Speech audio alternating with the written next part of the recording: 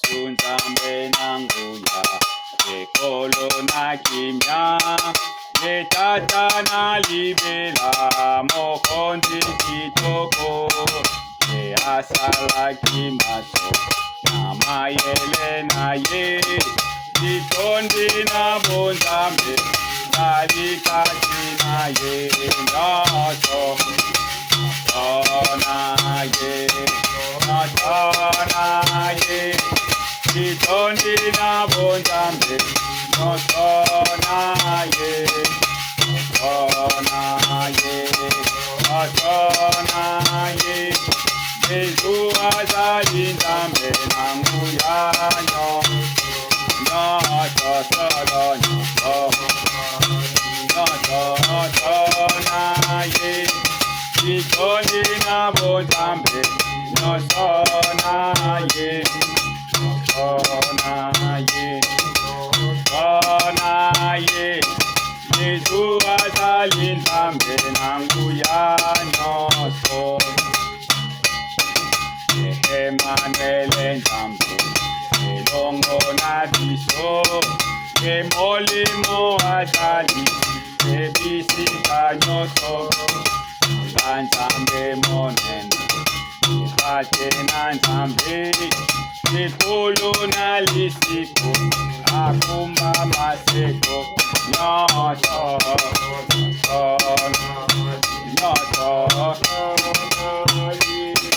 Kitonde na bonzambe nyonso na ye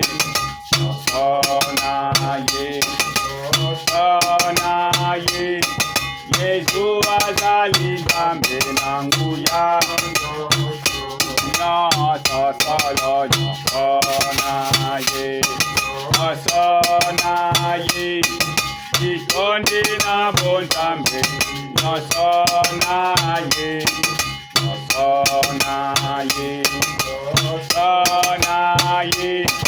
Yesu azali nzambe nanguya nyonso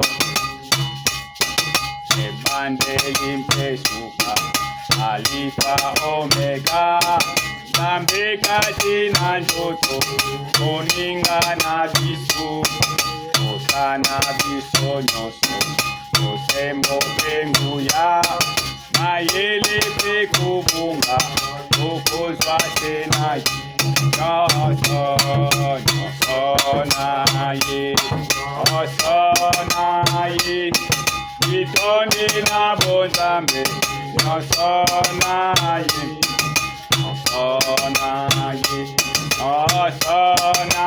ye Yesu azali nzambe nanguya nyonso solo nyonso na ye kitondi na bonzambe nyonso na ye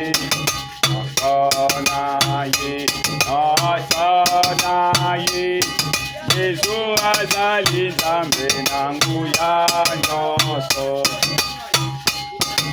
ekomona na Yesu nzambe tokozela akozala esengo ya bana Israeli akoya kosikola ende ya kufaki kitondi na bonzambe molongi ya solo nyonso na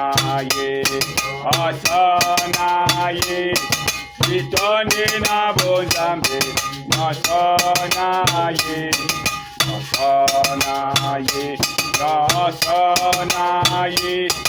Yesu azali nzambe nanguya nyonso solo nyonso na ye kitondi na bonzambe nyonso na ye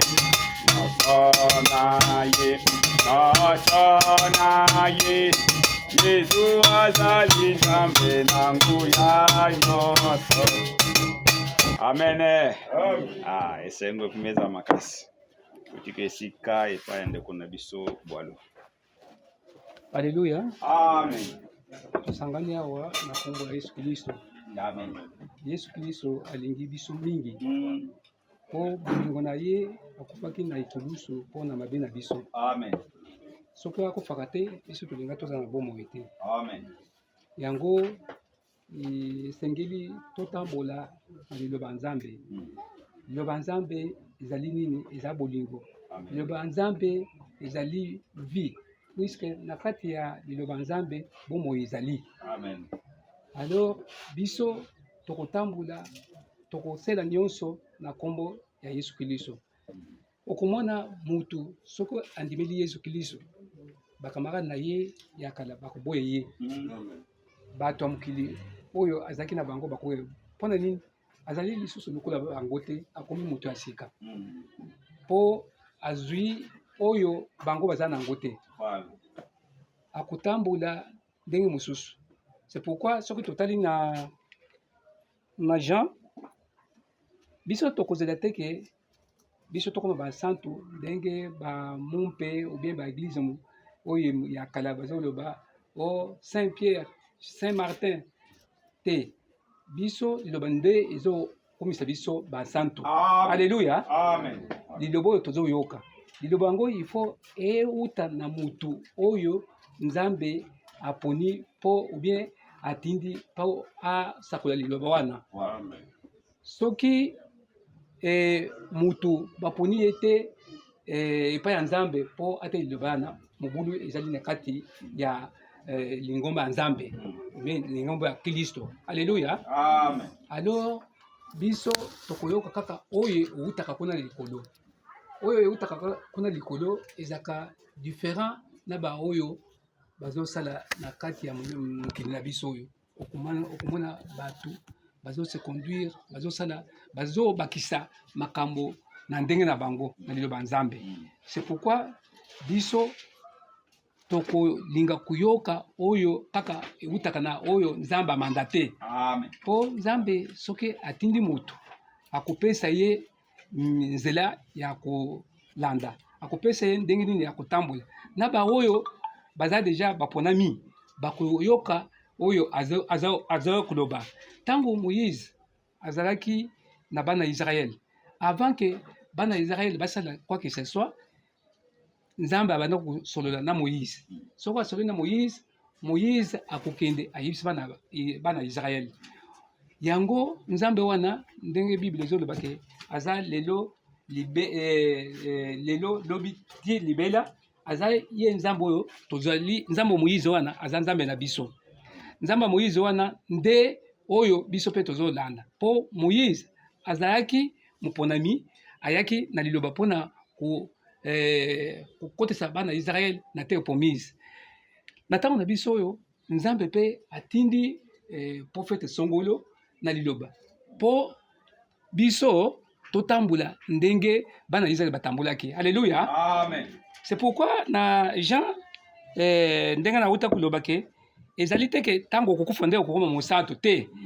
Musantu ozokoma kaka tango ozala mokili oyo. Yoka liloba ndenge ezoloba na Jean 17:17.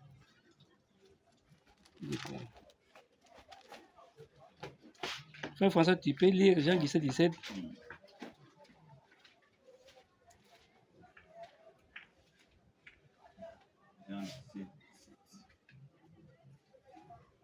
Consacrez-les par ta vérité. Ta parole est la vérité. Alléluia. Amen. Awana Louis Zegon balobi boy. Na version Louis Zegon balobi, sanctifie-les par ta vérité, ta parole est la vérité. Alléluia. Amen. Bulisa bango na busolo po liloba na yo eza solo. Alléluia. Ndenge na uta kuloba bino liloba Nzambe eza busolo. Soko ozo yoka liloba Nzambe okoyoka yango ondimi yango pe lisusu. C'est par la foi. Tango koyoka liloba Nzambe ondimi yango par la foi okosala oyo nyonso batu ya kala oyo bazaki na Bible oyo basalaki. C'est pourquoi tokosala oyo nyonso ba chrétien ya kala babanda kosala dans la vérité yango nde tokosala. Yango po awa toyi lelo mpona kozwa elambu mpona kozwa yango tozozwa yango pamba te ndenge wana tozozwa yango kolandisa na ndenge bato ya kala lere bana ya Israel bazalaki awa na mokili nzambe apesi bango mibeko. Alors mibeko wana nde tozolanda totanga nano na Exode 12 Exode attendez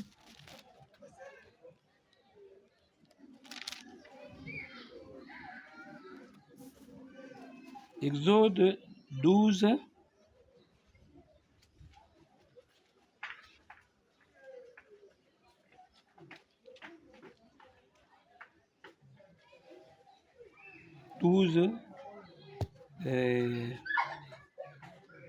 verset 12 aussi.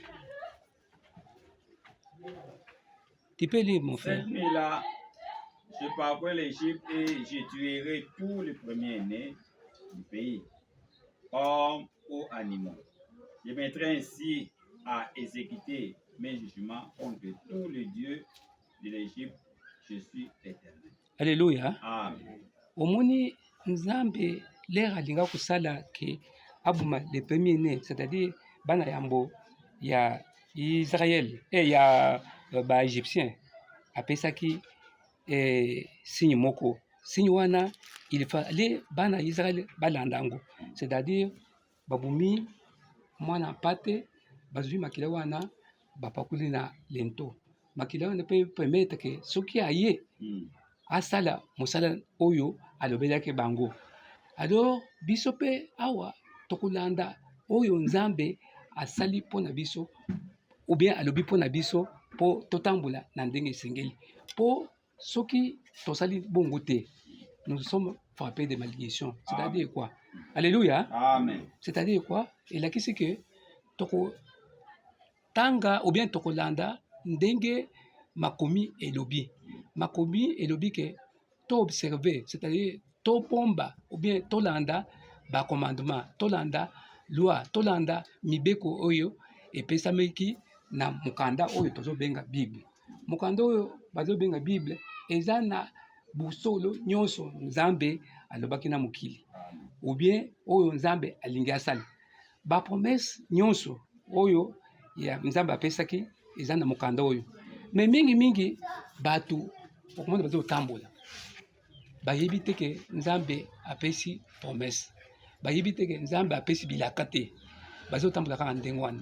Mais soki yo ozali na elaka te, eloko nini okozwa po balaki yo eloko te. Alléluia. Amen. Il faut ozala na eloko moko balaki yo po ozala na elike ke eloko songolo na kozwa yango. C'est ce qui fait que yango nde ezosala ke biso tozala différent na bakilisu mosusu. Po bango bazotambola kaka ndenge wana. Biso toyebi ke nzambe apesi bilaka na ye na mokanda oyo.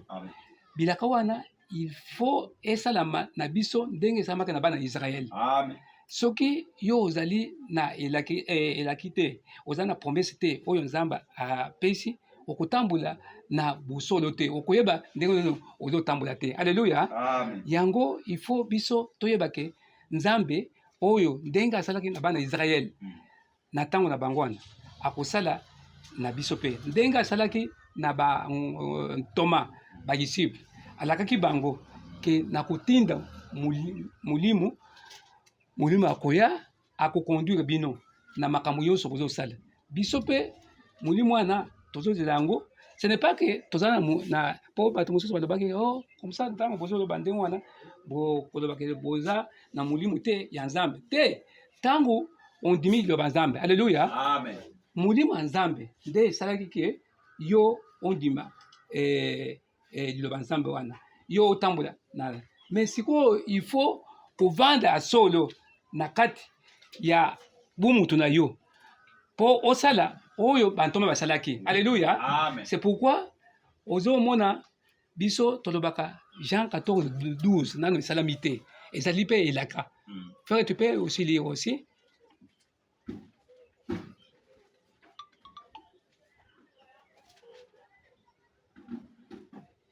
En vérité, je vous l'ai dit, celui qui croit en moi fera aussi les œuvres que j'ai faites. Alléluia. Amen. Est-ce que vous avez en vérité, je vous dis, celui qui croit en moi fera aussi les œuvres que j'ai. les œuvres que je fais. C'est-à-dire, ezali promesse.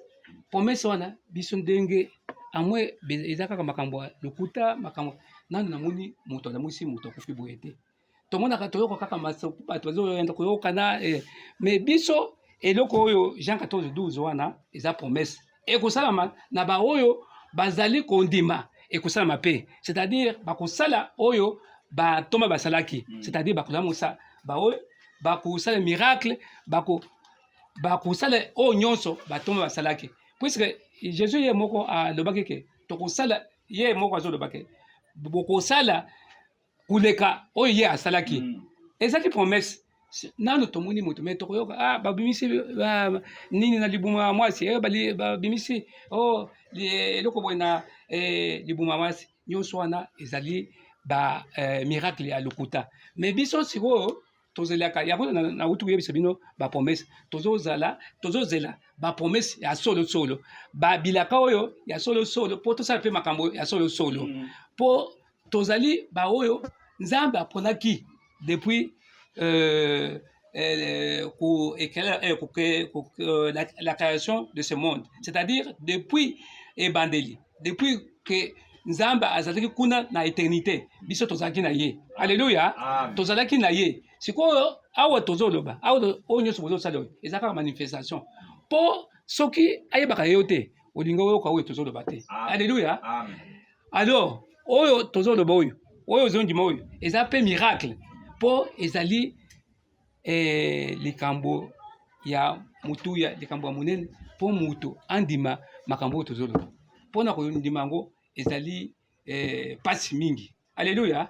Mutu akokondima makambo oyo tozoteya oyo te akokoyeba mutu akokoyeba oyo Nzambe azosala na ntango na biso oyo te po oyeba yango il faut kaka Nzambe azala aponi yo, il faut ozala Nzambe ayebi yo po soki ayebi yo te okondima makambo oyo te okomona nete makambo kaka ndenge wana po ntango mosusu okoya olobi église yango eske esika ya boye ekoki kozala na Nzambe, mais biso toyebi ke tozali na Nzambe. Alléluia.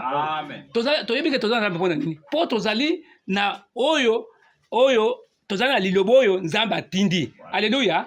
Tozali na liloba oyo tondimi mpe liloba wana soki ondimi liloba ondimi Nzambe. Alléluia. Kondima eza kaka ondima batima te ozala na batima ya minene te ozala na kiti ya bien ndenge bato mosusu okomona basusi bakosala église na biso il faut kaka tozala ndenge na yo kiki moto mosusu azoteya alobi il faut ngai nakosala banda kuna ezala boye. Non, biso toza besoin na liloba. Alléluia. Toza besoin na liloba wana nde kosala ke osala oyo Nzambe asalaki ntango Nzambe azalaki na mokili osala ntango Yesu azalaki na mokili osala ndenge ye asalaki okoki kosala makambo oyo ye asalaki te. Tozokondima na ndenge alobaki ke liloba oyo tondimi ezali liloba ya solo. Alléluia. Po soki ezali ya solo te makambo oyo baprofete oyo bazalaki liboso na biso à partir ya Jean, à partir ya Jésus-Christ, po Jésus-Christ mpe aza prophète mpe nyonso wana asalaki biso mpe toza na kondima ke tokosala yango. Awa tosangani awa po tolia elamu ndenge na yebisi bino elamu ezali po tokanisa ndenge Yesu Kristo azalaki na mokili ndenge amonaki ndenge souffrance na ye, c'est-à-dire bapasi na ye ezalaki déjà balakisaki yango déjà ke akosouffrir akonyokoma bakozwa ye na lokola brigand bakotia ye na kulusu. Kotia ye na kulusu wana mpona nini? Mpona biso bato tokufa bato ya mabe, mpona biso bato oyo alingaki mingi yango liwa na ye makambo na ye nyonso il fallait lelo il faut to se rappeler nango tondima ndenge asalaki wana tosala ndenge esalaki yango ntina bomoni plutôt tosangani awa mpona kokanisa, c'est-à-dire se rappeler. Okomona awa nazali na temps ya kotanga te bafrère bakoleka awa bakotanga tokosala avant liwa na ye, avant souffrance na ye, tokosala ndenge ye pe apesaki mokano asukolaki baapotre na ye makolo. Mpona nini asukolaki bango makolo? Mpona kolakisa bolingo na ye. Tala neti président ndenge aza wana alamuka na ntongo aloba o bino baministre na ngai nyonso, nalingi lelo oyo nasala bino likambo boye, nalingi peut-être nazopesa exemple, nalingi lelo nalatisa moto moko pantalon nalatisa mama moko liputa. Bango bakondima te, mokonzi vraiment asala biso boye. Mais Jésus pe amikitisaki asukolaki disciple na ye mpona komikitisa, mpona kolakisa bolingo, asukolaki bango makolo. Mais avant asala makambo nyonso wana, toza na baétape ya étape oyo frère pasteur na frère mosusu bakolakisa bino, toza na étape ni yango bomoni tosangani awa po tosala commémoration wana, c'est-à-dire tokanisa ndenge Yesu Kristo azwaki pasi, ndenge avant azwa pasi wana, ndenge avandaki na badisciple na ye po akanisa makambo oyo ekoyela ye. Yango tina nini tozali awa. Mais avant tosala yango, il faut moto ayeba ke likambo wana basalaka yango pamba te. Il faut ozala sembo, oyeba ke eske nasala likambo na moto po lere moto moko alingeki asala offrande epai ya Nzambe, bayebisaki ye ke avant osala offrande wana ofo okanisa soko oza na likambo na moto. Po soko oza na likambo na moto okokenda obomisa likambo wana nyonso wana mpona nini? Po ozala peto, ozala bien na Nzambe na ye. Alléluia. Yango pe biso awa toye po tokanisa makambo wana Jésus asalaki. Yango tina tozalaki awa. Nateki bonga epai ya frère alingi sepe frère Denis, alingi sepe bino moke, Nzambe apambola bino. Amen. Alléluia. Amen. Masolo kitoko ndeko tiko bandango wana. Bongo tokobaka na oyo ya bandi tokoloba boye. Tozwa mukanda na psaume. Frère olimolanga psaume wana. Psaume 50. Paragraphe 5. Rassemble-moi mes fidèles.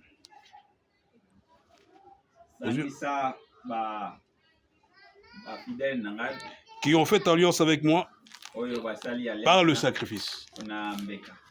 Oyo alumi makambo eza nkolo nde alumi makambo oyo. Amen. Sangisela ngai boya ngai po nga na bango tosali alliance. Mais motuna tokotuna boye biso naye tosali alliance mokolo nini? Alléluia. Amen. Po tuti to nalobi boya nga sangisela nga bango bo nga na bango tosali alliance. Nde motuna totuni tosali no alliance mokolo nini? Nzonga ni tosali alliance. Alléluia. Amen. Alliance oyo banda ndenge nini? Nakozwa mukanda na Luc.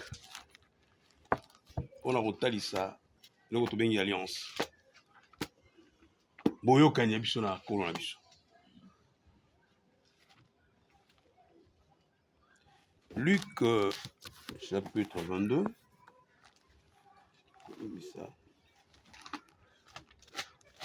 Luc 22 na kobanda kotanga na verset 15. Luc 22. To sosola tokata tina ya boyokani biso na ye. Alliance par le sacrifice. Tolandi hein? Nzoka nde boyokani biso na ye eza na nzela na mbeka. Alléluia. Eza ya masolo pa mapa ba te mikolo na mbeka. Eza te ona parlement boy non non.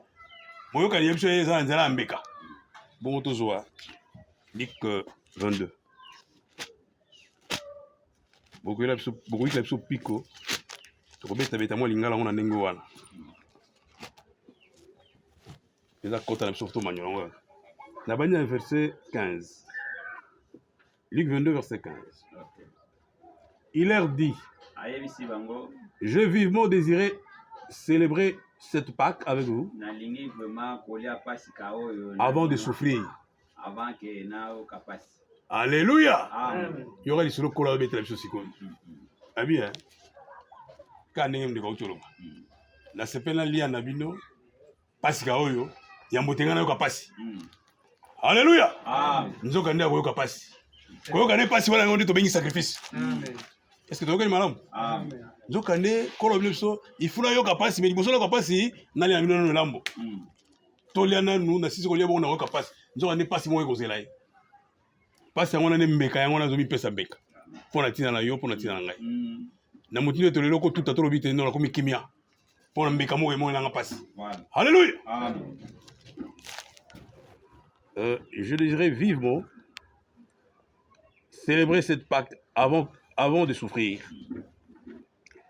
En effet, je vous le déclare, je ne mangerai plus jusqu'au jour où tout ce qu'il a, tout jusqu'à ce qu'elle signifie.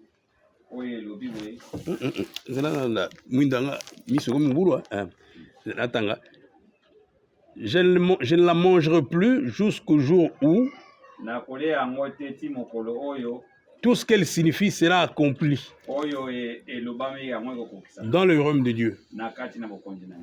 Abiboy.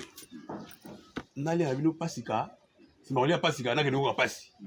Bongo komelo na komela na bino na komela ngo suute. Voilà. Na komela kaka mukolo wana kuna. Mukolo ngo nini? Alléluia. Mukolo ngo ya onde tokozela. Voilà. Alléluia. Pour Yesu raye, ils apportent que la mort en pasi. Voilà. Alaki albino na mena bino ga libela, na sisa bino libela po bisika na kokende. Na komela ka suute. Biso to komela ya zate. Bazali. Amen. Ya zate bazali. Na komela ka sula bino te na kokenda. Na komela bino ngo susu sima na mukolo wana. Alléluia. O mukolo biso to kozela. Tokoba. Abi. Puis il prit une coupe. Prononça la prière de reconnaissance et dit, prenez cette coupe et partagez-la entre vous. Car, je vous le déclare, dorénavant, je ne boirai plus du fruit de cette vigne jusqu'à ce que le royaume de Dieu soit établi. Minga kolobezeli wana menazo kata parce que bandeko bakolanda. Alléluia. Amen. Abi lola tole na kolia na bino boye, na kolia na bino susu boye te, ti kilo mokona ne koka. Yoka alliance ya biso nayi. Yoka boyoka ya biso nayi. Boyoka ngo boyoka ya mbeka. Alléluia. Bona ye ba komona mbeka ne sana tina. Biso lola tolinge mingi, to bike mbeka ne sana tina. Est-ce que Yesu azali mbeka solo? Oui, azali mbeka. Biblia lobi nzamba alingaki biso mingi na koleka. Amen. Biso ba oyo. Alingaki biso mingi na koleka. Na koleka alingaki biso mingi na koleka. Atindeli biso mwana moko wana. Mwana likinda. Amen. Di mwana lobe obota mwana lobe ka moko. Ozo yo sacrifier yi. Ya facilité hein. Même ça qui Jacob abi di pesa biso Abraham pesa biso mwana. Mwana zaki be moko wana. Akere pe na yo sacrifier mwana. Na esengolo so mutona na sacrifier mwana. Mwana tunie papa. Ah to okene bo même to même. Voilà. O même azate donc to kedeka. Ba komi kuna batala bo même azate mais motema lokolo zanya ofungwama. Nzamba kiteli bango même. Alléluia. Ah. Nzambo na lola. Alinga biso mingi na koleka. Nda tindeli biso mwana moko na likinda. Alléluia. Ah. Mais mwana wana eloko mulungu ezali ke liwa ya mwana wana ndebikisi yo. Voilà. Alléluia. Poza ne sengolo po lo bina o sepela. Et pour moi, nous on a koufaki. Ce qui a koufaki, yo melo sepelite. Amen. Et c'est que bon nous on a koufa. Liwa ya mwana wana liwa ya tina. Alléluia. Pote to so kimio to zaina. Somi la France tobi la mort du fils unique est un gain. Voilà. Alléluia. Amen. Cette mort là est un gain. Gain en termes de salut. Pour la lobby qu'on a biso sengela gi ya koufa. Mais si to lobby to bâti to lobby te la mort du fils unique est aussi un gain en termes de rédemption. Bilo bi balé na lobi hein. Alléluia. Liwana ye et pesi biso bilo bi balé. Nzoto na ye ba sali na ba ba. Nzoto ye ko buka na ko eteni eteni na lipa. Tango ninge mi ko lipa, nzoto wana sacrifice nzoto wana, nzoto le pesi lobi ko yozana. Mais que bate bomo ya nzoto wana zaki quelque part na kata makila. Alléluia. Bomo ya musunyo sa na kata makila. bon et pas là yesu tokomona biloko mibale kosalela nzoto ekobukana makila ekosopana est ce que toyokani Amen. nzoto ebukani kasi makila esopani biloko mibale nzoto ebukani tobengi yango sacrifice makila oyo esopani tobengi yango offrande mpona komisa yango pete nazwa mokanda na Ephésiens chapitre 2 mpona kotasa bilingi mibale wana mpe eloko na eloko eza na ndimbola nango akota bozito mingi te mena kopesaka ouverture alleluya mwana wana ya likinda liwana ezalaki na ntina epai na biso ezalaki na ntina mpo ye moko alobi yango te alliance asali na biso eza nde ya sacrifice oyo wana esengaki mipesa mbeka halleluya mpo biso tozwa kimia nakotanga mokanda na Ephésiens chapitre 5 mpona kotalisa biloko mibale wana kokesenisa biloko mibale wana Ephésiens chapitre 5 Ephésiens 5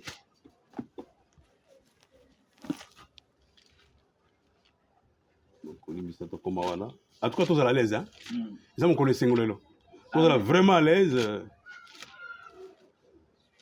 toza mpe pressé te oso oliaka bilembo elembo toliaka ngo bilela te toliaka ngo na ntango toliaka Ephésiens chapitre 5 yoka verset 2e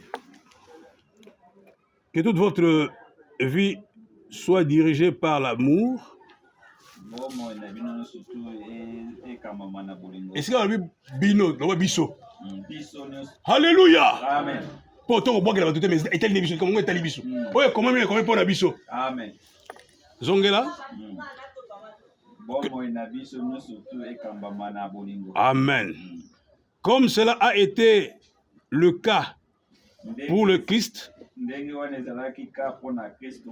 alléluia nzokani Kristo atondaki bolingo amen hein? Tokende il nous a aimés et a livré lui-même sa vie à Dieu pour nous nzokani alingaki biso mingi na koleka biso olingaki ete biso mpe toyebaki ete alingaki biso mingi na koleka azwi bomo oyo na ye apesi yango epai na nkolo alléluia yoka eloko ezolanda est à Dieu livrer ça lui-même à Dieu pour nous comme une offrande et un sacrifice de bonne odeur. Alléluia. Azui bon moyen ye apesi yango lokola mbeka. Le sacrifice peut offrande. Alléluia. Biso to lobi yango sacrifice offrande sacrificielle. Hein? Alléluia. To benyango oh Yesu c'est to benyango offrande sacrificielle. Bilo bi bale sa na kati. Donc nzoto na ye karakasi nzoto na ye yango nde sacrifice. Bongo makila o etangaki wana. Alléluia. Biso to komela vino awo. Mais makila etangaki sopanaki. Mais biso to komela ne vino. To ba catholique te. To ta de Biblia ningi lobi. Alléluia. Amen. Et pas na ye makila etangaki. Oh makila ne kuna bombo ya mutu zaki nde kuna. Bombo ya nzambe zowe zaki nde kuna na makila wana. Bongo makila to benyango offrande. Mon souni ebukani to benyango sacrifice. Yango to lobi offrande sacrificielle. Eza na tina nyoso wana. Alléluia. Nzoto yokoki pasi wana. Pote malade da nyoso ebikisama. Nyoso yo masumo ebikisama. Alléluia. Amen. Eloko eza esengo mingi. Offrande sacrificielle. To limbolelo kwa ngona mukuse. To lobi boy. Kala ezalaki d'alliance ya kala ezalaki. Oki osali no masumo ya nko. Obika ke nazana mpate na ngana ke na pesi mpate. Banganza babondeli. Lisumu na ngai. Esipa minano. La sala ngamba sumu nanko mais na roya na nzambe Yesu abite nzambe abite na tia suka na tia mukolo to likamwana boso meseni mingi alléluia oseli makumu nanko tamu l'excès mo boseli makumu nanko eko le mo boite na soma be mo meme na ngana ke ngo pa sala nzambe te abite bongo te esengeni ngamba ko nzambe ngai nzambe utalola na misala nzoto na koma mutu alléluia nzambe misala nzoto moko to benyo Yesu Kristo. Donc Nzambe kati na biso bato. Alléluia. Le Dieu grand de tout le temps devint chair. Nzambe wa munene akomi suni. Ayeko voda kati bato na suni. Neto bengi Yesu Christ. Alléluia. Atobi non suka babiloko to sala wana suka na suki si. nakotanga kanda na pona koleseka suksi biloko nyonso wana abandi makambo ya sika a nouvelle alliance oyo ezali conclu na sa na ye natanga Ésaïe 1er. Ozali Ésaïe 1er. Donc Nzamba si abaye babiloko wana babiloko abaye yango osali lisumu na nkoika non mbongo nange okata likambo na okena meme non abaye makambo wana baofrande walingi okango sute asali boy yoka verset 11. Que peuvent bien me faire vos nombreux sacrifices? Voilà dit Éphésiens, non, Ésaïe 1. Abi, que peuvent me faire vos nombreux sacrifices? Oh, t'es na même nangana au salaboy. Que peuvent me faire tout ça? Dit l'Éternel. Car je suis rassasié des holocaustes de béliers et de la graisse de bêtes et l'engrais, pardon, oui, et l'engrais. Je ne prends pas plaisir au sacrifice de taureaux, d'agneaux, comme de boucs. Nzamba baye, elle a sous la poche à la motte. Si on a compris son offrande unique, il y a un unique à son genre. Alléluia! Na kopé sa meka ya libéra, malamo pour libéra. Makamoso masu meka ya ezasute. Na katabe mukoloto. Donc on nous salaba ngi boso wana, ezangi ne lilingi pamba. Boso ezangi kat na Kristo. Est-ce que c'est ça que tu Amen. Oh, nous sommes dans ça kalakana, ezangi elilingi pamba. Nzoka ne boso le vandi kat na Kristo. Po ene mbeka ya solo. Soki ya sa pese mbeka opesa su mbeka musute. Na beta li solo muke. Bikolo musu ezakana makamula bango mabe or bebi. Yo lokola osali mbeba boye. Yele to tabato kata taba to tangisa makila taba. Biso to sala bango. Alléluia. Yakana tabato pasula taba. Biso to sala ko biso mbeka isi sala makala. Amen. Kwa biso histoire wana te. O tena kena passer Israël kena na ndeko bolona kena ndeko kefa. Na lokola mona to pasula taba to sala suma kamona. Mbeka biso moko mara moko pour la libéra. Bambeka nyose yake ilingi pamba. Boso zakati na Kristo. Amen. Alléluia. Amen. Natanga Colossiens chapitre 2 verset 17. Côté c'est nyonso ezalaki kala ezalaki bilingi pamba. Boso zakati na Kristo. Colossiens 2 verset 17. Est-ce que ça pour lui? Amen. Est-ce que ça pour lui? Amen. Pour toko bongisa tele pour tant passer ba kokitawa ba kende ko nyata biloko wana bien. Colossiens chapitre 2 verset 17. Oh, nous sommes les bilingues pamba. Bosso les akati na Kristo. Yoka verset 17 de lui. C'était l'ombre des choses à venir, mais le corps était en Christ. Alléluia. Amen. Oh, nous sommes les akosala les bazai bilingues pamba. Yoke, on sait les choses encore. Tant on peut si même makila même ezipinde masumuna melongoli yangote. Mais mon longo masumu na bato nde ayaki. Yo wana bi o nde mon longo masumu na bato. Tango ya ye lisumu longo solo. Donc on dit amen. Amen. Do lisumu longo solo. Na ko kenda ko silisa na biboyi. Moi nzamba lingi biso mingi adini biso mwana moko ya likinda. Bongo mwana likinda aseli biso nini akufeli biso. Ni wa wana ne liwa ya tida. Alléluia. Amen. Sobe no bi bien. Sangisela na boyo ya ngai. Oto na bongo yokani. Boyokani nzela na mbeka. Mbeka wapi? Mbeka ya Kristo. Amen. Alléluia. Amen. Moto nani ya bongo na miso na calvaire. Moto nani otali pai wapi? Ezalaki moto wana zui lobiko ya kimia. Alléluia. Amen. Lobiko na biso miso na calvaire. Bato ba kene lufu mbango ba kene wapi mbango biso kene na calvaire. On a kene Chine, na kene biso Chine te. Biso miso na calvaire. Et pas lobiko ko uta. Et on tourne quelle est cette attraction sur la montagne? Attraction monene kuna toko tala ne calvaire sika pelobi ko biso ko uta. Alléluia. Amen. Na uti ko loba que biloko mi baleka na Yesu. Na be nyango offrande sacrificielle. Makilo na ye na be nyango sacrifice. Pardon, na be nyango makilo na bi offrande. Bongo nzoto na be nyango sacrifice. Offrande est unique, les amis balete unique en son genre. Quoi les choses mususu te kawana suka. Natang écriture on a poto que dans le bango. Hébreu chapitre 10 verset 14. Est-ce que qui m'y zali? Amen. Est-ce que tu le amen? Amen. Totanga Hébreu 10 verset 14. Pour la rota était mécanisme unique. Offrande unique en son genre. Et ça m'y balétait. Quand il a dit choses sur offrande musute, offrande de biga moko wana. Om so ezeki bilingi pamba. Bo solo zakat na Yesu. Tangu Yesu aye, bo offrande no so sugisi yango. Toto tanga na faisait, mais donc ils bela koloba, mais to kega mukuse. Na tanga Hébreu chapitre 10 verset 14. Hébreu 10 verset 14. Yo kaneli sur les ombit. 10 14. OK. Par une offrande unique. Bolandi? OK. Alléluia. Nous avons pas mbonné.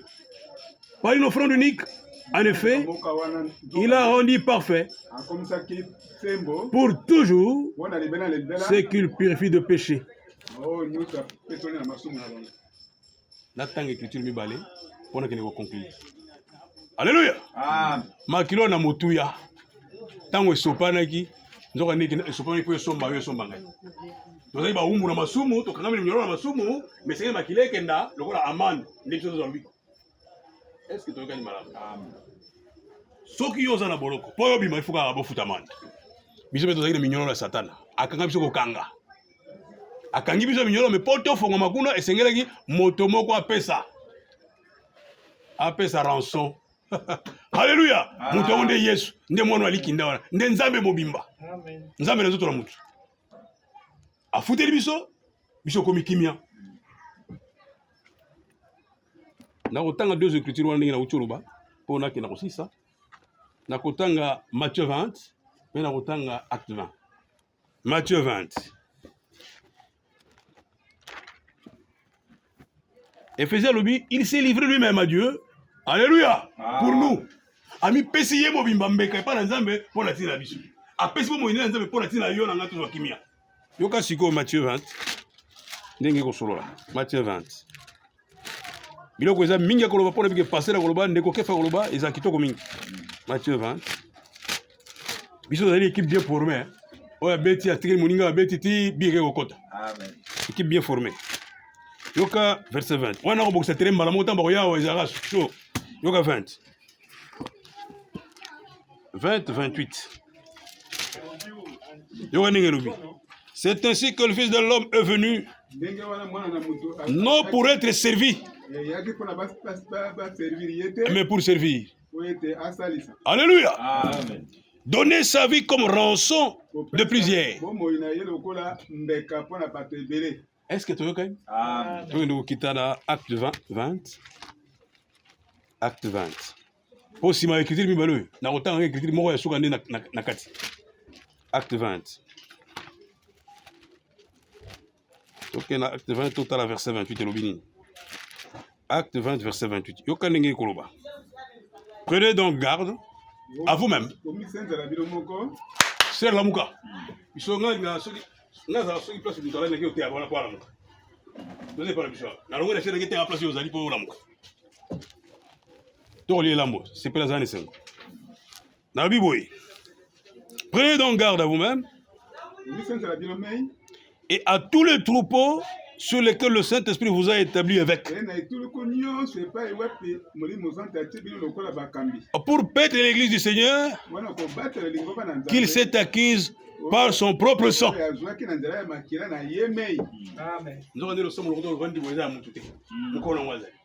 Oya zwaki ya unazela makila ya imoko. Eza ya mutu teo. O bateke loso mona ngai. Yangani. Yo opese makila no pa opese makila po bato ba yawo. Yo te. Mukolo église ndio asopaki makila. Amen. Ata bereno za mukolo église te. Ata ndiko franga mukolo église te. Mukolo église yo asopaki makila na. Amen. Alléluia. Amen. Ya asopi makila ndebi no mona libo. Nde yo wana nde tokotosa. Amen. Na keiki na kusukisa. Siko to bet na obeta to loboye. Awa ko ya sali bo ya bengi so to yokani ne bien bo yokani sali na biso. Itomba na to zui ezani. Est-ce que voilà to yokani? Amen. Na lobi li tundu awa ke akufeli biso.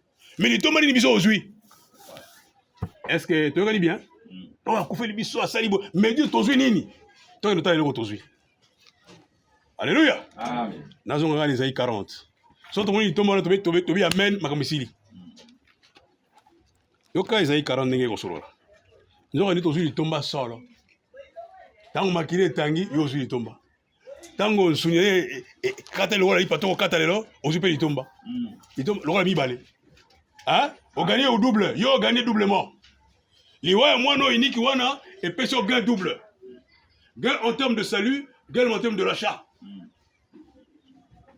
mpo na kati ya salut rachat azali ezali suba ekoli kodéveloppe susu bien totala Isaïe 40 bomonaka esengo totonda mana poko ya sika yoka Isaïe 40 ndenge osolola désormais toza bato na esengo soki kanza oza moto na mabantuka wana etali yo biso toza bato na esengo yoka Isaïe 40 na bandi na verset 2 parlez au cœur de Jérusalem et criez-lui que sa servitude finie. Alléluia. Amen. Sa servitude finie. Que son iniquité est expiée. Le soumouno est fini. Bon, vous posez là qui au solongwe. Alléluia. Servitude finie. Autant il y a soumou ma soumouat. Nous aux analystes c'est comment on dit? Ah, c'est Florence. Ils sont bien maman, c'est Florence. C'est Florence. Muto tia kayete ba sala masumo Florence sala bona. Muto wana ayi le manzambe. Toza na makokite, toza na tango to tango masumo, to atake banaki. To bi ndeko no suki gawana. Amen. Ah, c'est Florence, suki wana. Mais la gotia liste de ba tango to Florence. Nani nani. Pas walobi que nyo ceci là. Alléluia. Amen. Mukano za opeso etumbu asa pasola. Yo ibana mutu malamu. Donc mutu yo sokota donc Florence za mabe mutu ala yende mabe. Yende ndoki yo za bien. Po et pas na bilo mi balé c'est salema. Makila wana. Alléluia. Amen. Et po yo fon wana. Bongo nzoto ba nika wana. Po masumu no esila. Et c'est biso ntonia. Pas sur c'est biso de yo. Mais nda yo kele tuna gamé. Donc miso no Florence tourner kana gorgone. Alléluia. Nzambe na lola pambola mingi. Amen. Biso to sala nyoso yenge bena makomi. To sala te loko za makomi te. Oh to ko sala na makomi za bongo. Ba Paul ba tu akala basala kiango. Yango biso to ko sala. Alléluia. Bazai ko yangana. Ayangani. Asambeli. Bazala bolinga bandeko. Pe ba ko kata lipa. Acte 2 42. Bazala se blomine. Lo sambo ya nzambe za se bloko mine. Boko yangana boko tika ko tala makomi ne to sala ngai Israël dani kafa bolo to sala makamwana to fait to sala makamwana nzambe boko sala makamwana nzambe boko yangana boko katalipa ne comme na temps to katalipa lelo amen donné to lia to katalipa puis le peut to remele nzambe na lola pambola mingi amen Alléluia amen toyoki mingi nzambe azwa lukumu amen soki toye na ndako na nzambe eza d'abord mpona koyoka iloba na nzambe amen mais lelo eza toyaki kokokisa iloba na nzambe soki totangi na mokanda ya Luc chapitre 22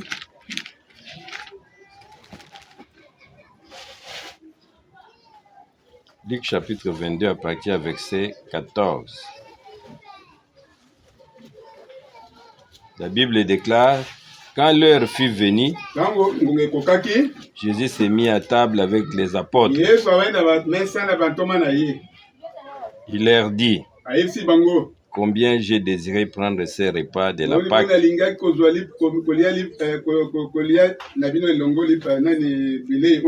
avec vous avant de souffrir. Car je vous le déclare, je ne les prendrai plus jusqu'à ce que son sens soit pleinement réalisé dans le royaume de Dieu.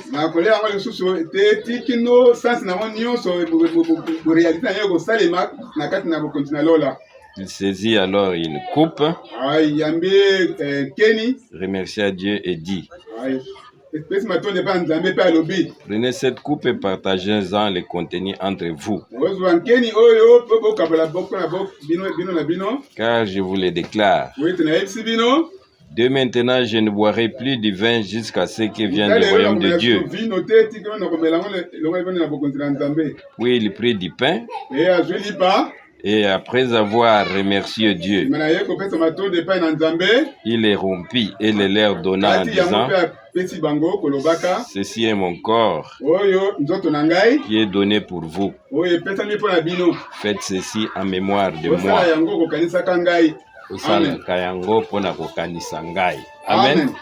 C'est-à-dire tant que vous allez kosala elambo, vous allez kokanisa musala nini kolo asalela kibiso na Golgotha.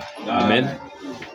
Na epande kwa tangi na Isaïe chapitre 53. Ndenge Yesu alobia wa talobia te bongaki nalia elambo yo avant de souffrir. Buso na ye anyokwama. Wana zalaki na zoto na ye. Makila eza kotambola kati na ye. Ma eza kotambola kati na ye. Bomo imobimba. Pe asalaki elambo. Abete avant de souffrir. Na Isaïe 53, yango pe méditation la ki lelo. Oyo kolo apesa kibiso. Itewe ezalaki Dieu se cache et se révèle dans la simplicité. Zambe azali kobombana. Pe komimonisa na nzela ya simplicité nyos. Ke kotala o ezali nzambe soko luki olande na makamu minene okokati. Ya bombanaka. Talaka ndi ya zalaki nzambe ayo botama na mwa tablier muke epa ibampati bazalaki. Qui pouvait croire? Batamukilide na bango yalaki ete tangu Yesu akoya akoluka famille oyo eza mana mosolo. Ndekuna avec fanfare bada mwana na nzamba botami wane ezalaki penser abata. Miyake ko botama na ndako na bampati. Dans la simplicité. Ongola na nzambe tuko lukena makao minene. O pona muto atangaki ba classe songolo oboy tu wana ezali tango ko sala makambo ya ebele minene ozo s'éloigner kutu na nzambe. Amen. Avant de souffrir, ndenge watangaki na Isaïe 53 kuna tukozongela ngo susu pe Bible lobete abetamaki o ya azalaki mutukutu ko talie boye oza susu na ndenge kuta ko sepela na ete mutufa balosa misu. Il a cité que Yesu azalaki mabe, non. Toyembaka parmi les 10 000, il y a au moins un. Amen. Moko ani alaki Yesu Christ. C'est-à-dire soki loka kitoko ezali, ezande ye. Tambalobi il est le lit de la vallée. Lit de la vallée donc eza omoni fololo ya kitoko vraiment. Mais tango ye ayambi ba passion ya biso. Parce que il faut que ça l'expérience d'abord. Il y a pardon yo zoeba nazwi pardon nanga na isika nini. C'était là à Golgotha. Tellement babeta qui est, tellement banyokola qui est. Oyo muto azalaki muto yo parmi 10 000, c'est-à-dire soko luki muto oyo azalaki bien. C'était lui Jésus-Christ. Parce qu'il y a zalinzam. Awo ate ya zalinzam amikela na ndenge moko oh elongi mabebo te. Frère Branham itanga monaki abi otali mutu muikuta ko dessiner ezate. C'est-à-dire soko tali ozana posa osepela, ozana posa olela, alobi donc tangu na monaki ngamo oku na kwenda bandi kolela. C'est-à-dire c'est l'amour. Amen. Mais tellement ba ko beta ye. Bible vete misukutu moyo tala ye ezate. Mais à ce moment, ezaki ba pasi na onda zalaki komema, masumu na onda zalaki komema. Bible veut le châtiment qui nous donne la paix est tombé sur lui. Amen. Foto yebaka et pas nini tozwingolo na biso. Ezalaki kuna na Golgotha na misalo nkolo asali. Yango alobi ete avant de souffrir, asepelaki ete alia d'abord elambo. Amen. Kalobi na kolia yango lisusu te tina kolia na bino kuna na bukonzi na Nzambe. Amen. Nzambe apesi biso 3 ordonnances oyo il faut na mokili oyo sala yango okokisa yango ezali babengi baptême. C'est-à-dire oyo nyonso ya Nzambe il faut azonga azwa libati kati na mai. Amen. Amen. Tangu yo ozosambela meme omoni ki makambo ekomeli yo ndongo Obi Seigneur kanisa libatisi na ngai. Amen. Ça que le bien vous lui rappeler qu'il n'a pas qu'il bâtisse quand il n'a pas. Parce que la Bible dit celui qui croira, qui sera baptisé sera sauvé. Amen. C'est très capital les baptisons au monde. Les alliances oyo sali nanzam. Biso tozala qui sans alliance dans le monde. Mais quand il a Jésus Christ, il y a ko réconcilier biso nanzambe. Puis ozo la kisaye qui enkolo maintenant na ndimi musalo salenga na Golgotha. Dozo kota na mai. Amen. Amen. Pe ordonnance oyo mususu oyo ezali il faut lia elambo. Po soko lie elambo wana sete. Miko ni lia ngondere ne kuna. Alléluia. C'est-à-dire il faut obanda kolia elambo wana se. Elambo tozali ko sala. Ezate ndenge ba basala kayango kaka en désordre tout ça ndenge yo lingi non.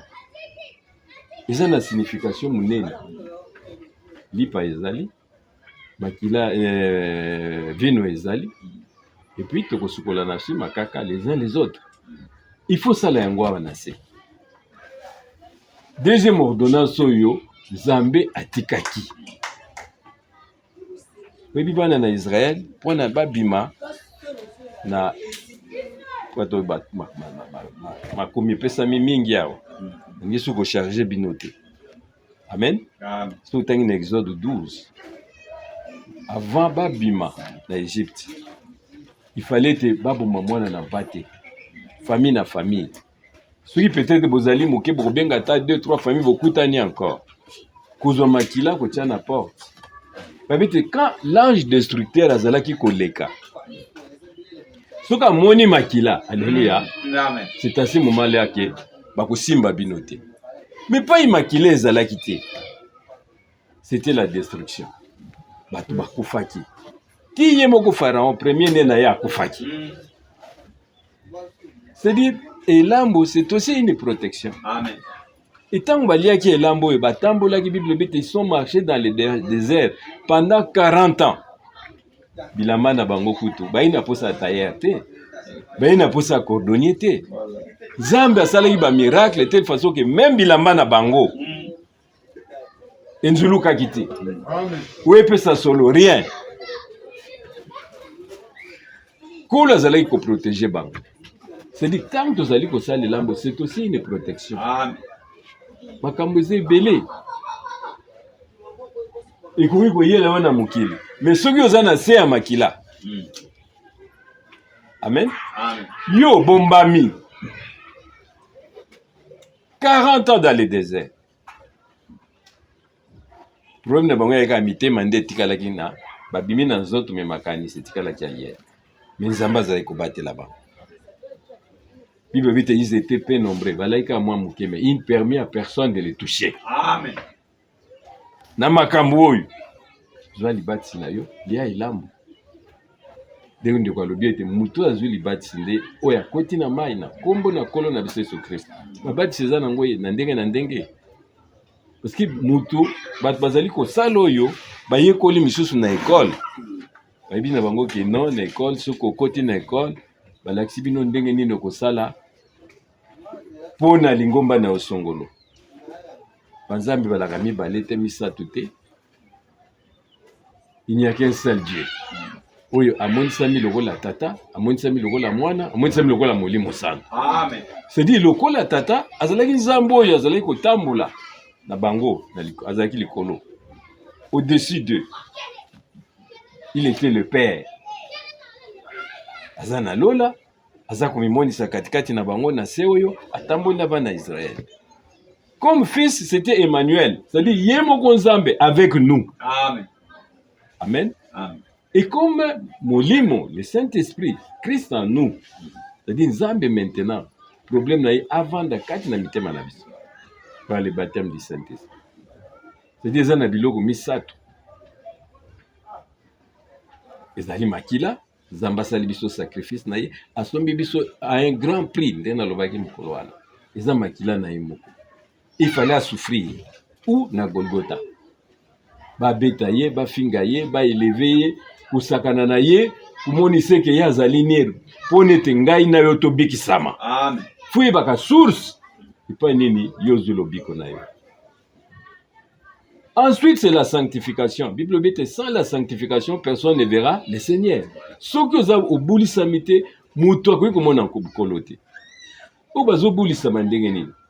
Babite ko kembeo, na ki bomba na quelque part, na finga kanangaite, na tonga kanangaite, loko moko te. Non, pour na nzambo zaka musumu. Amen. Amen.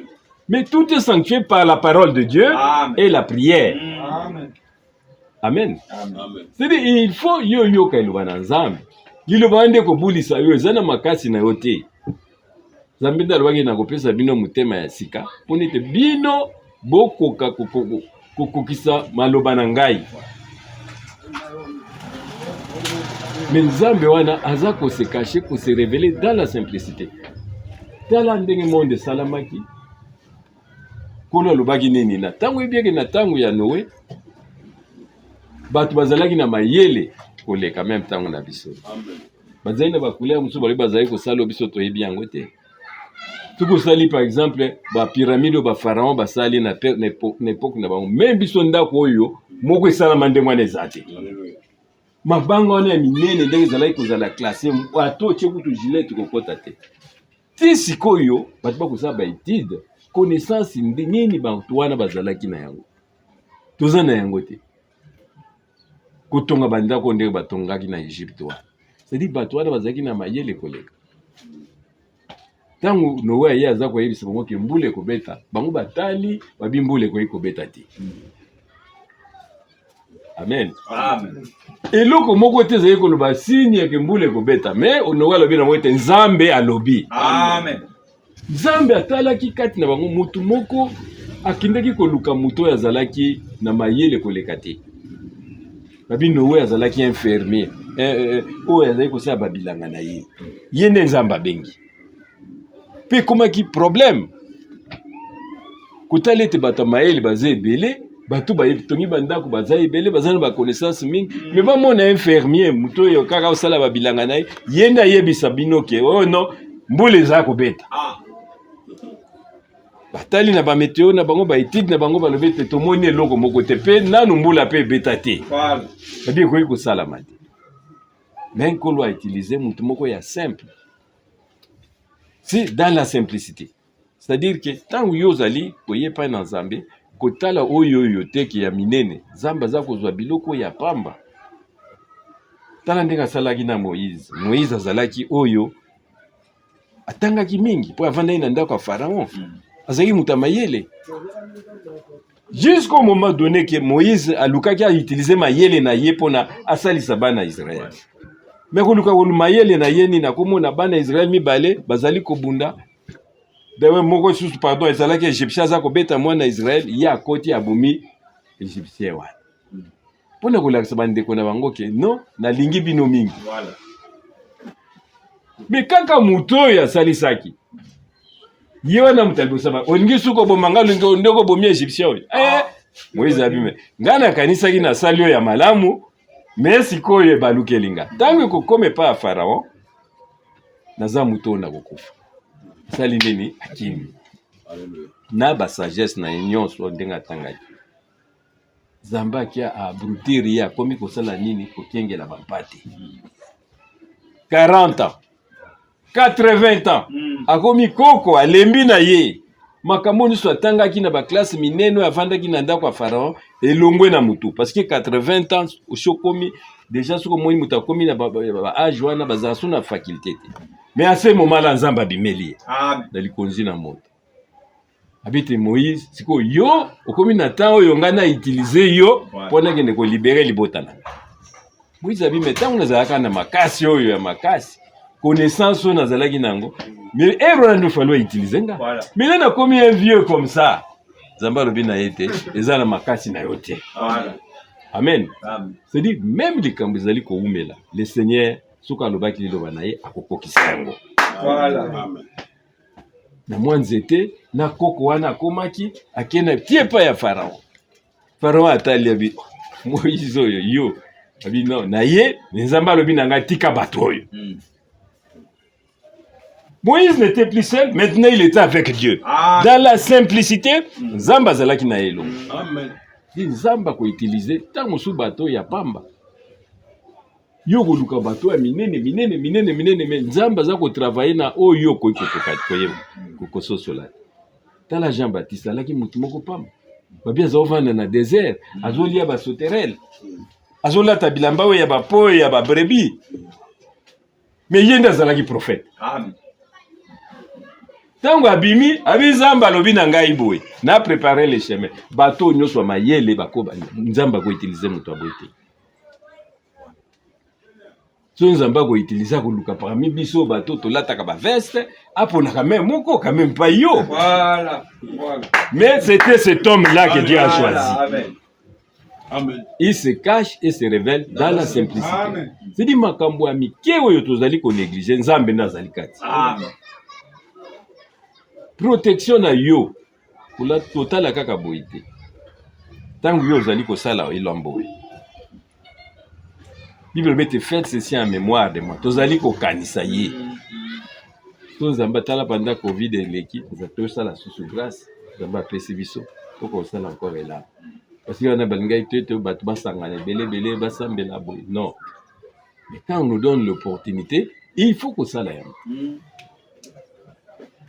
Tika na théorie na yo nyonso yo yebi zonga kati na Biblia. Amen. Na Exode chapitre 24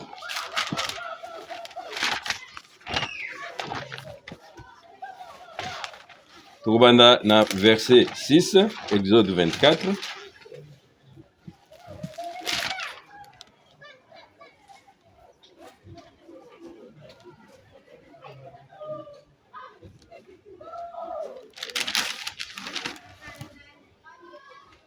dans verset 7. Il prit ensuite les livres de l'Alliance et les lit à haute voix devant le peuple. La Bible est azwa qui livre ya Alliance. Pe atanga kiango na mungongo makasi liboso na libota. Les Israélites déclarèrent: nous obéirons scrupuleusement à tous les ordres du Seigneur. Ba Israël balbete biso tokoyoka pe tokosala oyo nkolo alobi. Amen. Il faut accomplir les 3 ordonnances. Babiete oyo nzamba alobi bana Israël balobiete tango batangeli bango liloba na nzambe babiete biso tokokokisa yango. Il faut quoi appliquer.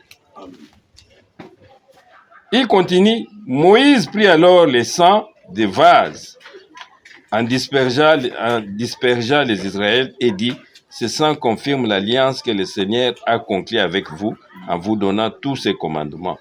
Azumakila asperger ya banyama natango wana abete oyo ezali alliance oyo nzamba sali na bino pe apesi bino ba commandement na ye. Après cela, Moïse monta sur la montagne avec Aaron. Moïse a monté na montagne na ngomba na Aaron, na Nadab, na Abioul, na les 70 anciens et d'Israël. Il vit le Dieu d'Israël sous ses pieds. Bamoni nzambe na makolo na ye. Il avait une sorte de plateforme de saphir. Azalaki tokola eloko yo ya kitoko, vraiment ya saphir za libanga moko ya kitoko, d'un bleu pur comme le ciel. Dieu ne fit aucun mal à ces notables Israël. Ils purent le contempler, puis ils mangèrent et burent. Alléluia. Amen. Oyoyo. Bantoma oyoyo. Baba mpaka oyoyo. Bakendaki ti sima. Kosalo nzamba asalaki. Bakendaki ti na lola. Zamba permetaki bamata na montagne na Moïse. Bamoni nzambe. Ba Bible etatolete ba lié na ye elongo pe ba meli na ye. Amen. Amen. Amen. Amen. Si mwana yo kozwa libatisi kosala oyoyo elambo Bible bete nkolo akoya kozwa biso. Asalaki promesse alobete na komelango lisusu te vino tina mela na bino kuna likolo. Akoya kozwa biso, c'est-à-dire départ moko ezali. Nzamba kozwa batu na se oyo. Pe amemi bango na likolo. Amen. Kala minute. Bilembo nyonso to alobaki emonisami deja. Abete ba inondation ekozala. Ba guerre ekozala. Ba famine ekozala. Wane ekozala kaka commencement ya pasi. Ouais. O tout ozomona oyoyo ezaka ke bandeli ya pasi. Mais pour na biso bana na elaka, toyebi ete nkolo sasa hivi azali ko préparer libota na ye. Na nzela ya liloba. Habite cette bonne nouvelle du royaume sera prêchée dans le monde entier. En guise de témoignage. Pour na ba mission ezali litatoli. Et pour nous c'est une préparation. Zamba za ko préparer biso. Faut toyeba tango tozali ko bika. Eza tango ezana nzala makasi ya liloba. C'est un signe pour na biso bana na Nzambe. To yoki liloba na Nzambe, to sali o Nzambe alobi, pe to kokende kolia na ye elongo. O ba bengi elambo munene tozali koza. Yango monite sima na yo. Koyeba source et pas nini yo aujourd'hui grâce, pardon. Parce que tant yo zobonde la fola ka Nzambe nkolo ezana mawanonde osali kenga na zala. Pour la Bible bete tout son péché. Biso sola qui donc botami na yoka kananzela kaka ya nzoto à cause ya désobéissance ya Adam. Oza déjà musumu. Amen. Oza prisonnier mokangami. Et boyebi comment ba prisonnier ba vivant. Ye azwe sika na yo. Source na biso ya bénédiction angwa. Abimisi biso. Pe siko tozali kotambola, Zamba sepelaka to l'accepte. Kolo yoke la bisoma wa pitié de nous. Il faut invoquer son nom. Pour invoquer comme on est Jésus Christ. Les aditango semble le vandika pour baba. Non, il faut roloba. Il faut confesser, il faut parler. Et Seigneur, aie pitié de moi. Na koka kotambola ndenge. Osalanga grâce. Amen. Na kokisa iloba na yo. Ko forcer te. Oke no vani na Zamba oyibaka na yo te osalaka no moza musumuki. Parce que Nzambe, Bible bete sans la foi, il est impossible de lui être agréable. Si vous avez kondimate, vous se pela na Nzambe. O kondimane zali ko uta na koyoka liloba na Nzambe. De batangela ibango d'abord liloba na Nzambe, ba bete tokokukisa yango. Mais yo yoki no liloba na Nzambe te. Ato vandi na yo. O na kimi na ke ovanda na lola. Moko sepelisa Nzambe te. Amen. Bible bik ndimela Yesu Kristo kobikisa yo na libotano mobimba. Mais libotano o wana da yo eko bikisa seulement soki ba yoki sango malamu. Amen. Amen. Amen. Soki ba yoki évangile, Nzamba ko sala grâce. Bato misusu bazali ayoki mbala moka sosoli. Misusu akozela fo ba benda ye lokola ba sala ki Lot. Ko bende na liboko bima. C'est pourquoi Nzambe akosala nini monite oya misatu. Sima na yo koyeba pa nini yo zwi grâce koyeba kozala sanctifier na koyoka iloba na Nzambe Bible lobete Nzamba ko tondisa na molimo. Déjà tango batu ba elevaki kuna na Golgotha basali bakokai kosala bakanisa ki baza ko humilier mais en ce moment là que Nzamba zai ko élever kombo na ye. Amen. Aniati mutu na nyoka o eguyo yo monite soki abeya sweyo makasi eke eguyo ne koti etikalaka. Tangu ya kendaka aza susu na ebundeli na yewana tetikali katikati na yango nyoka salaki tangu aye abeta vima Yesu Kristo. C'était à ce moment là que yango moi pour la bête au mort où est ton aiguillon aiguillon na ye tikalaki na nzoto na Yesu Kristo pe bukanaki aza suna makasi. Et la mort a été engloutie dans la victoire. Simana yoko soso la yango koyeba iloba yebete Nzambe azana période il faut attendre exceptionnel molimo na Nzambe kolanda tende basalaka non yaka bazil baptisé o boina one sont des faux baptisés du Saint-Esprit. Le vrai baptême du Saint-Esprit a puissance et kokota katikati na biso yango tozozela et ko salete nzoto na yo ezala transformer parce que yoko kena lola te na nzoto yo te Bible bete tokozala changer. Mais Nzambe akosala yango ashi akokisaki tanga matina lola Bible bete akenda liboko na droite ya papa azwi molimo asopi yango et molimo ezaja ko planer tango yo na présence ya iloba na Nzambe etikeli kaka un moment donné et agir. Amen. Amen. Tango ko agir yo moko monete na vie na yo il y a quelque chose qui est en train de s'accomplir. À ce moment-là, ma commune ne kosala makatikati na ngomba na. Amen. Amen. C'est-à-dire, nous devons prier toujours.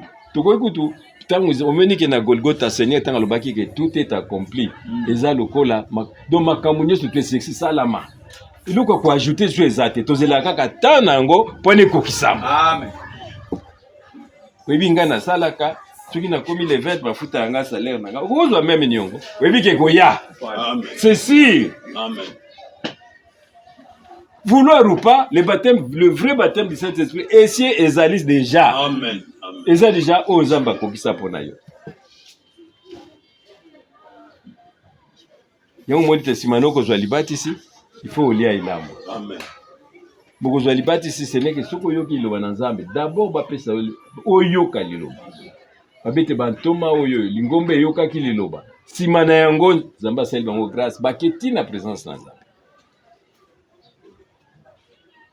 Et troisième ordonnance, bon, vu que moko na zombi, moko na ingoma na Nzambe, et il faut couper sa moko na zombi. Les ordonnances na Nzambe, wani za pono pambolama. Amen. Kulinga kaka te o bapesaka yo te pesa pona yo opambolama. Amen. Amen. C'est une source de bénédiction. Moi ni ba tubeli bazana mango bénité. Azozwa non parce que ça la ordonnance wana te za ordonnance on Nzamba pesa. Amen. Tant que bafuti ozwi par ya Nzambe na tie pembeni lobi ekoya. Amen. Amen. Et puis c'est son frère Dada aloba mwana moka muki azalaki kuna na braza chaque fois soki azwi ata biscuit aye apesi ye ah frère tokabola po ayebi ke ntango ye akoya yaka vraiment na ba oyo ya ebele ntango ya ye ba biscuit banini abengaka te po mwana wana apesaka ya muke wana allez toi tu viens te prends. Et l'enfant encore plus béni. Notre Dieu a beaucoup, il veut nous bénir. Et bah Dieu belé bakangami parce qu'à cause ya kozala na mutema ya kopesa te. Amen. Amen. Il faut donner. Il faut avoir l'esprit de partager.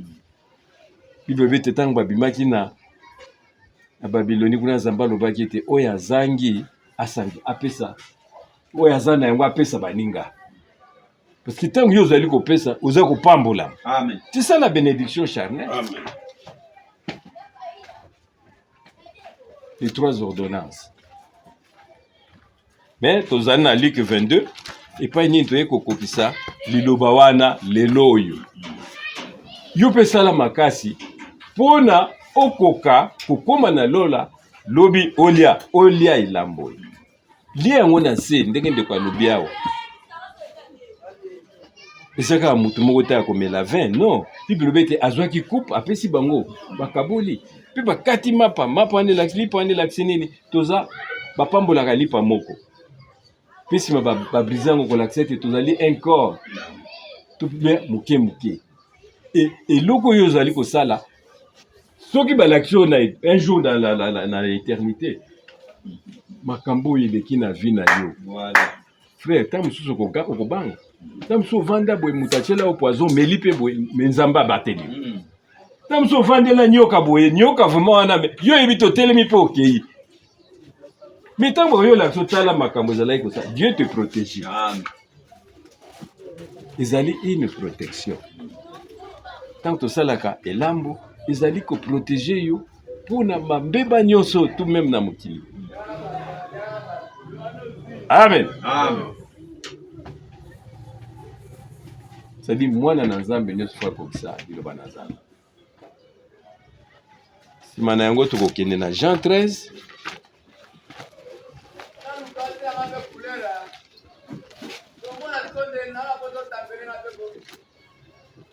Na Jean 13, na verset 1er.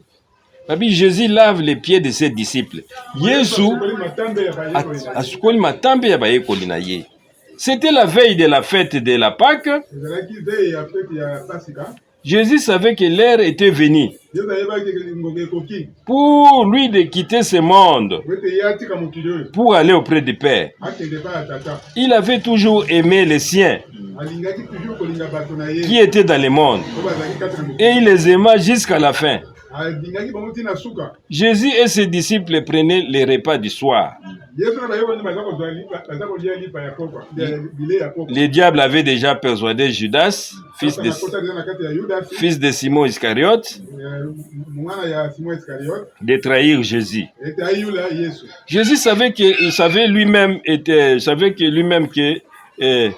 Jésus savait que lui-même était venu de Dieu et retourné à Dieu. Et que le Père avait tout mis en son pouvoir. Il se leva de table, ôta son vêtement de dessus et prit un linge dont il s'entoura la taille. Ensuite, il versa de l'eau dans une cuvette et s'est mis à laver les pieds de ses disciples, puis à les essuyer avec les linges qu'il avait autour de la taille. Avec les linges qu'il avait autour de la taille, il arriva ainsi près de Simon. Simon Pierre qui lui dit: Seigneur, vas-tu me laver les pieds? Jésus lui répondit: tu ne saisis pas maintenant ce que je fais, mais tu comprendras plus tard. Pierre lui dit: non, tu ne me laveras jamais les pieds. Jésus lui répondit: si je ne te les lave pas, tu n'auras aucune part à ce que j'apporte. Soki na sukuli yo matambe te, okozala na part ata moke te na oyo ngai nakokisa. Okozala na part na Nzambe te. C'est-à-dire le lavage des pieds. C'est obligatoire pour nous en part na Nzambe. Amen. Simon Pierre lui dit: alors Seigneur, ne me lave pas seulement les pieds, mais aussi les mains et la tête. Jésus lui dit: celui qui a pris un bain n'a plus besoin de se laver. Sinon les pieds, car il est entièrement propre. Vous êtes propres, vous mais pas tous cependant. Jésus savait bien qu'il allait les trahir. C'est pourquoi il dit: vous n'êtes pas tous propres. Au verset 12, après leur avoir lavé les pieds, Jésus reprit son vêtement, s'est remis à table et leur dit: comprenez-vous ce que je vous ai fait? Vous m'appelez maître et seigneur, et vous avez raison, car je le suis. Si donc moi le Seigneur et le maître, je vous ai lavé les pieds, vous aussi vous devez vous laver les pieds les uns aux autres. Je vous ai donné un exemple pour que vous agissiez comme je l'ai fait pour vous. Oui, je vous le déclare, c'est la vérité. Un serviteur n'est pas plus grand que son maître, et un envoyé n'est pas plus grand que celui qui l'envoie. Maintenant vous savez cela, vous serez heureux si vous le mettez en pratique. Amen. Beaucoup zala batu na esengo Nzambe akosaka te. Oyo eza signe ya humilité. Ntango ozosukola monika ndeko na yo bakaka, c'est-à-dire les pieds, ozolakisa te ozopesa plus valeur, c'est-à-dire aza oyo ya valeur, parce que bitu toza bato ya valeur. Nzambe atika mokili na ye mpona ya kokufela yo. Amen. C'est-à-dire que tu trouves que ndeko na yo azali oyo ya mutuya. Mpona ete mutu oyo mokili na lola mpe na se atika trône na ye aya akufela moto ndenge wana. Et je m'humiliais devant cet homme. Bible bete même o babengi ba veuve bazala oyo na kati na ngomba kia avoir lavé les pieds des saints. Ninde ko bete ba santu eza bato bakufa te. oyo bazali purifier na elwa na nzambe. Amen. Amen. Bamisu balobaka mosantu soki okufi te bazalaka mosantu nde sikoyo. Amen. Soki boyebi makambo oyo bokozali bato na esengo. Makambo eza ebele na monde. Nzambe apesi biso oyo tokoki kosala ndenge nini tokoka kozala bato na esengo. Le lavage de pieds. Il faut que ça la mona seo. Kozali batisi. Kolia elambo pe kosukola na makaka. Amen. Amen. Amen. Soki bokosala yango Yesu alobi ete ngai yo nazali maître na kiti na sukoli bino makolo. Po kolakisa boza na valeur koleka na misu na Nzambe. Pe tolobi yo nkolo sukola nga biso ko basali yo yango te. Okozala na part na ngai. Donc makambo tozali kosala eza makambo minene na misu na Nzambe. Mais dans la simplicité. Amen. Amen. Amen. Dans la simplicité. Oyo nyonso Nzambe ayebaki avant que le monde ekoka kosala nini akokonserve. Amen. Omoni ete tozwi temps mingi mpona esalamaka entre les deux soirs. Amen. Amen. Oh, ye kaka boye na moyo ole elambo. Te, ezo ole yango te. Nzambe alobi c'est entre les soirs. Jésus-Christ quand il est mort, c'était entre les deux soirs. Amen. Nzambe a créé qui même. Mukile komaki molili. Simaye koko. Amen. Et la Bible dit vers les soirs que la lumière apparaît. Amen. C'est-à-dire il faut moi molili bandi kokota simande tu bandi cérémonie wa. Amen. Basala yango na moi. Tende to komona boye. Non. Puis kolia lipa, ce n'est pas n'importe quel pain. Ezali pain sans levain. Amen. Pétri à l'huile d'olive concassée. L'huile les ola symboliser molimo santo. Batiaka moi saveur moke ya Mungu apona Mungu eza toujours signe ya alliance. Amen. Amen. Ati na kati na lipa wande basaka lipa. Oyi ndugu zote lipa kovo basala kawa oziongo obandi kokata to biscuit. Te. C'est-à-dire bato baza ko salo balingi. Et puis vin oyo bato za ko melawa esele omoni vin pur, ce n'est que les fruits des raisins. Okoki kokende kozwa te o limonade. Et comme on a quelque part bafungoli ba bouteille ya rouge wana, c'est ça limonade non? Vitalo. Bazo pesa bato. Non. C'est du vin pur, le vin, il faut les fruits des raisins. Ba vin pesa ndenge belé. Ba vin musu ezali moi basali yango na ba fruits bazwi ba ananas basali basali vin. Non, o ba melela yango elambo c'est du vin pur, rien que de fruits des raisins.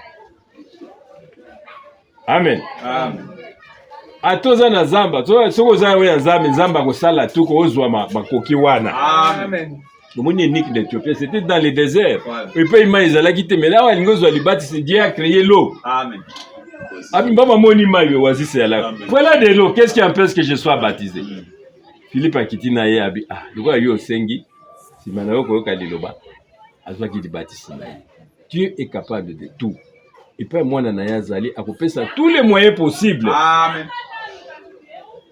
Soki biloko wana lipo ozali kolia eza conforme te, on donne ça Bible, on donne ça aux démons. Eza na Nzambe te. Eza na impact moko te. Mais Égypte kuna loka olobaki eza makila ya mpate. Il fallait ka makila ya mpate. Soko zio na bomimbwa na tie makila na ye. Nzamba yebike wani zambwa. Amen. Et tant l'ange destructeur passé akoboma na yo. Atoza mwana Israël oza protégé te. Amen. Il faut seulement nde bolobaki mwana na mpate. Amen. Amen. C'est pourquoi c'est très capital. Makambo na Nzambe za makambo bazwa na légèreté te. Moi Yesu Christ alobi te soki bo sosoli makambo oyo vous êtes les gens heureux. Donc ça se prend entre les deux soirs. Kala mingi te yango to 18h ko koma zokota na mwa na soir de to sala elamu. Amen. Mutanza ya te avié na midi, oh oya ko sala elamu na midi. Ce n'est pas biblique. Amen.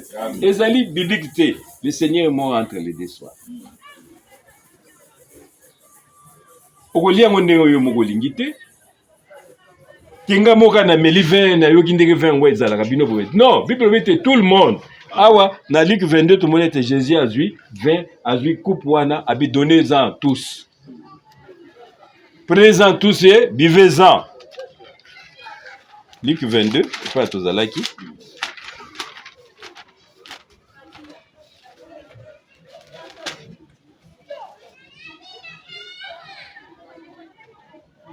À partir du verset, il y a verset 16. Car je vous les déclare, je ne les prendrai plus jusqu'à ce que son sens soit pleinement réalisé dans le royaume de Dieu.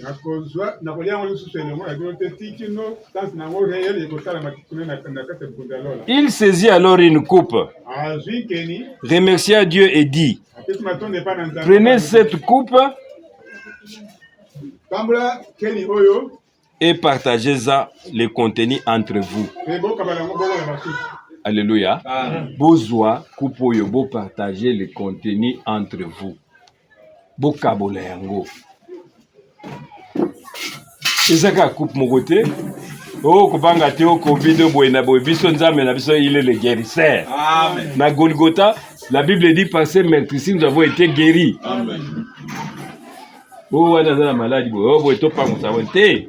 Oya meli soka za oya nzambe eloko moko ekoyi kosalama ya mabe zate. Amen. Ezaka coupe moko tokokabola lipa moko tokobrisant parce que nous sommes un seul corps. Mais ezana secret makasi. C'est une protection. 40 ans. Eloko mabe ekomela kibango. Il ne permet à personne de les toucher. Amen.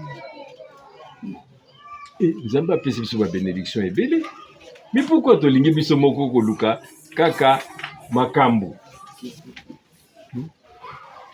Zwa libati na yo, liale elambo na yo, Nzambe akotambula na yo. Amen.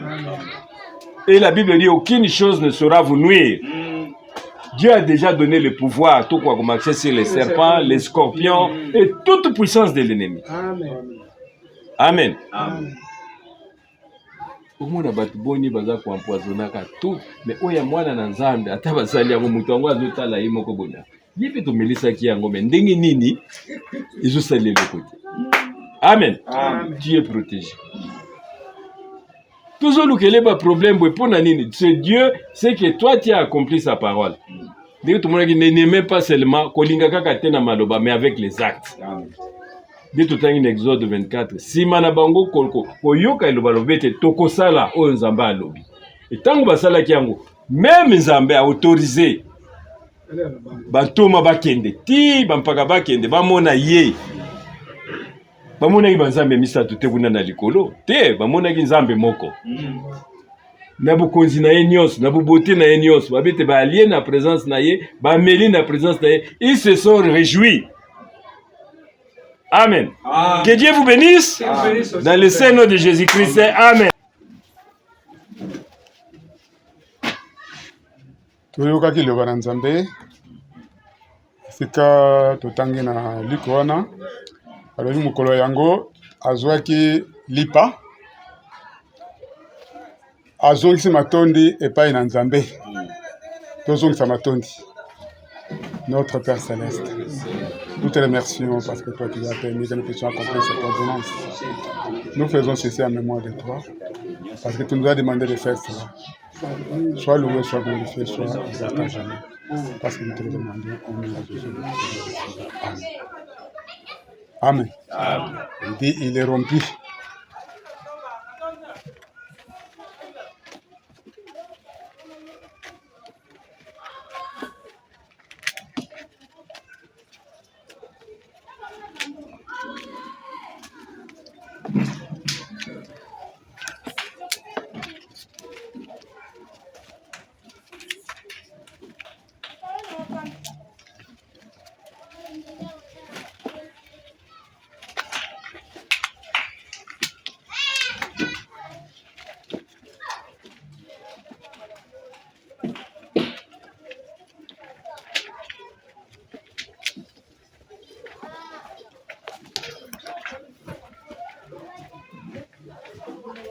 Asseyez-vous, frère.